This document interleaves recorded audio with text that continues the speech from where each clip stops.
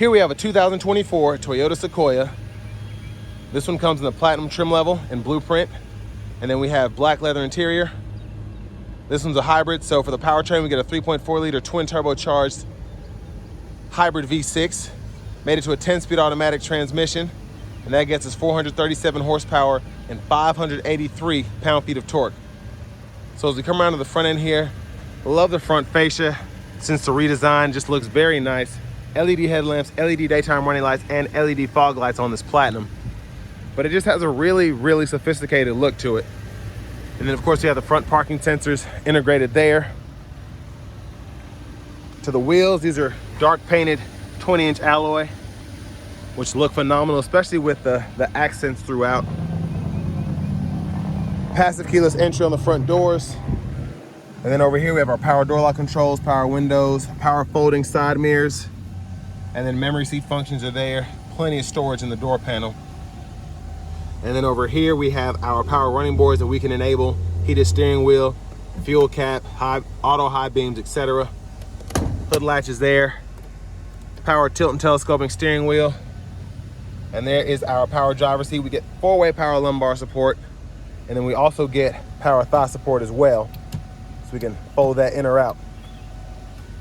Now I have that seat up front adjusted for someone of my size, being 6'3" with longer legs.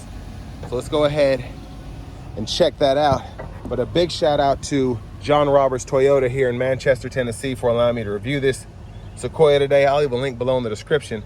And if you're looking for a Sequoia in your neck of the woods, you want to get the best price on one, check out the link below and just put in your info and we'll get somebody out to you to get you that best price. Make the dealers fight for your business, you know? But here we have seat back pockets on both sides, heated and cooled seats for the rear, 3-prong 120 volt back there, USB-A, USB-C charge port. And I just love how this is set up here.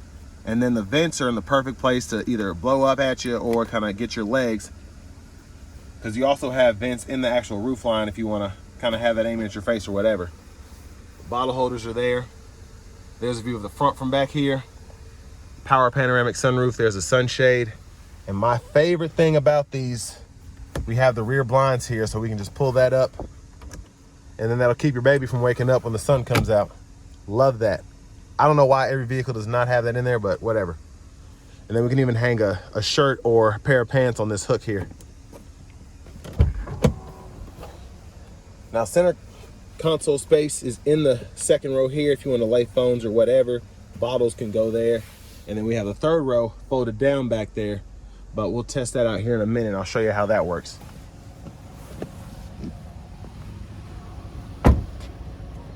Fuel cap is there. Coming around to the back end, love the rear end. I mean, it just looks so good. It looks really beefy, really aggressive, but still sleek in its own way.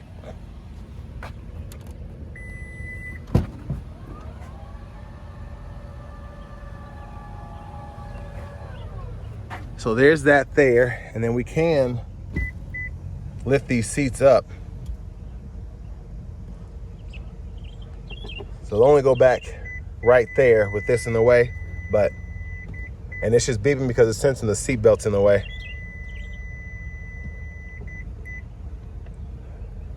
But a little cumbersome to fold up, but no big deal.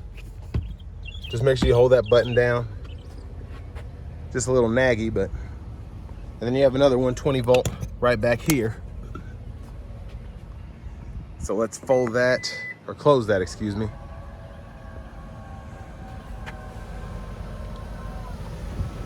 There's our spare underneath. Love that exhaust pipe there. And if you hit this button here, you can pop the back glass as well. But let's come around to the rear passenger side and see how we can adjust this seat. So pull up here and that'll legit tumble. Makes it easier to get to the back there. And then you also have a function from the back seat as well. So you can click that and you can actually fold the seat up or down from here. So I like that feature. Let's take a quick look on the roof. We have the crossbars here. you're going to add a luggage rack or whatever. Here's our power front passenger seat with 4-way power lumbar support. Lockable glove compartment. Owner's manuals are still in there. And then here's the original window sticker as well. So y'all can pause anywhere you need to take a closer look at all the features that we get. This sticker for $82,126 when it was brand new. And it's pretty much still brand new. It only has, I think, 1,200 miles on it or something crazy like that.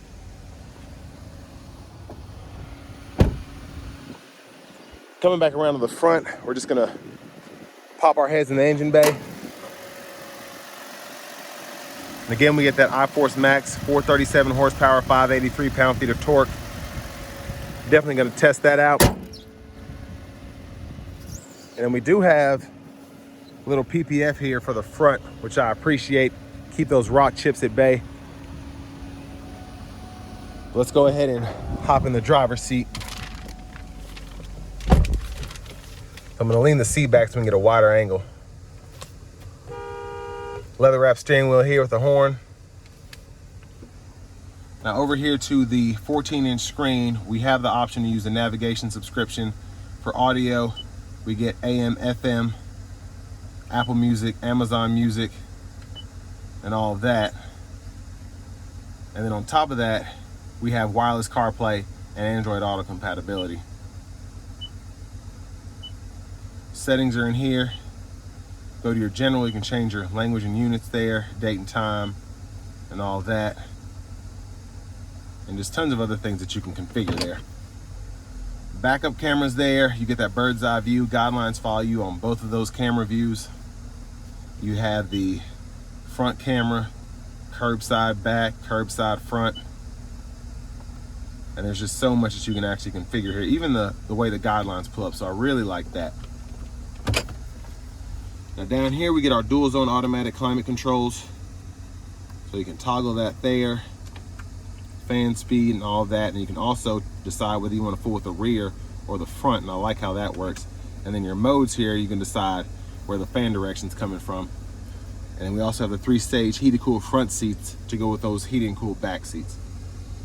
USB-A charge port, volume knob, click that to turn the audio off. And then tow haul mode is here. Hit this for the kind of walk around 360 view, traction control, hazards. And then we have our electronic parking brake is here. Pull on to engage, press down to disengage while your foot's on the brake. Automatic brake holds there. Trailer brake controller. And then for the shifter, grab this reverse neutral drive, come over here to manually shift. And then we have our 4-wheel drive, full 4-wheel drive here. And then our drive modes and our tow haul mode can be toggled there. So hit drive mode, turn this knob. You have sport, normal, and eco. And then hit the tow haul button here and you have your tow or tow plus there. Bottle holders are in there. And then for your center console cubby space, you can hit these buttons on the side. You have one on either end. You have a USB-C and a USB-A charge port. This one actually has the safe. Love having that option. And then you can also just pull this back here for easy access, or quick access, I guess. Now for the sound system, we do get that JBL. I believe it's a 14 speaker system with the subwoofer. Sounds pretty good. And then I have the shade back for the sunroof now. So that's a one touch. Hit it a second time and hold it to get it all the way back. Then we can one touch close that as well. But there's a view of the back from up here. Sunglasses holders here. All of your sunroof controls are here. Rear camera mirror. Turn that on or off there. Garage door transmitters here. This one also has a dash cam, so you have that there. You can turn the audio on or off and all that. But back to the steering wheel. Blinkers, headlamp controls, auto, fog lights, high beams. I do need to close that back glass. We do get the automatic wiper, so one time off, auto, low, high. We can adjust the auto sensitivity there. Then our rear wiper is here. Push back for that rear wiper fluid, pull up for the front wiper fluid. And then volume controls, voice recognition, Bluetooth, back button. We can go through the left side of the gauge cluster there, depending on what we want to see.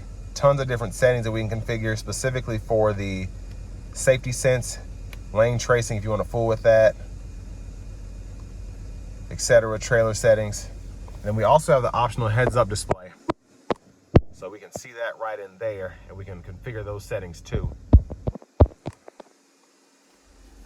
And then for the cruise, we can turn that on, lane keeping system, and we can decide if we want lane tracing, again in those settings over there, and then the gap adjust for the adaptive cruises there, and then everything else, set your speed, cancel, etc. We can go through track list, radio station presets here, and then our audio sources by hitting that button. Push button start, and then here is our key fob